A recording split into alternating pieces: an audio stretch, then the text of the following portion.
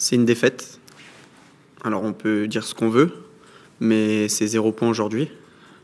Je pense qu'on avait bien démarré le match avec ces 40 premières minutes jusqu'à l'exclusion de Khalifa.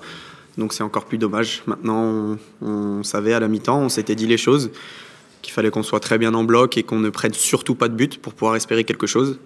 Et à partir du moment où à 10 on encaisse un but, ça devient très compliqué, surtout contre une équipe comme ça qui est bien regroupée, qui ne prend pas beaucoup de buts quand elle mène et qui met beaucoup d'intensité dans les duels. Je l'ai déjà dit, je le redis, c'est en aucun cas une excuse pour ce résultat, mais pour moi ça a fait basculer le match parce que on avait la maîtrise du jeu, même si Nîmes pouvait être dangereux en contre sur des ballons dans le dos de notre défense.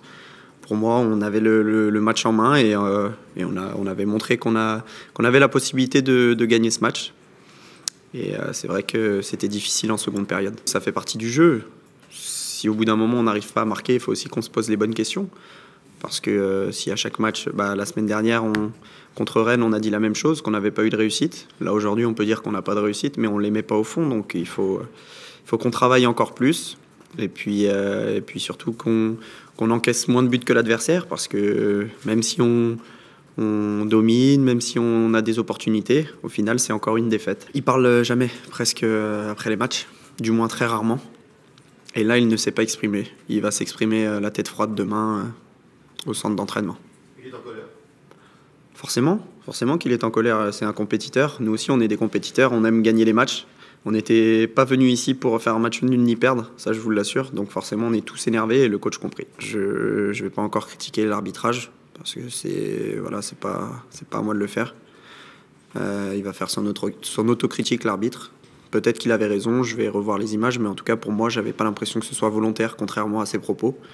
Dès que je l'ai interpellé pour lui demander pourquoi il sortait le jaune sans réfléchir, il m'a dit parce que c'est un coup de coude volontaire. Et pour moi, ça ne l'était pas. Donc voilà, là où je suis un petit peu en désaccord avec lui. Oui, je l'ai trouvé performante jusqu'à notre exclusion, mais ça, comme on l'a dit, c'est un fait de jeu. Je pense qu'on avait le match en main et on arrivait bien à se trouver. Alors il y avait quand même du déchet technique. Je dis que le terrain n'était pas parfait, ça peut avoir joué, mais c'est pas une excuse. Mais en tout cas, on a réussi à créer des situations très intéressantes avec des têtes, avec des frappes, avec des décalages. Et je pense que si on avait joué tout le match à 11 contre 11, on avait de grandes chances de remporter ce match. D'autant plus que Nîmes n'avait pas joué depuis 2 semaines et je pense que le rythme aurait manqué en fin de match. Muet en termes de points, mais pas muet en termes de jeu. Si vous avez regardé notre match contre Rennes, on a été performant. C'est triste à dire d'être performant et de perdre, mais on a été performant. On a manqué de réussite. Et aujourd'hui, il y a cette exclusion. Alors, je l'ai dit tout à l'heure, ça sert à rien de s'apitoyer sur notre sort. Il faut vite qu'on se remette au travail. Mais je pense que tout n'est pas à jeter dans les 2 performances qui ont été faites, qu'on a réalisées sur les 2 derniers matchs.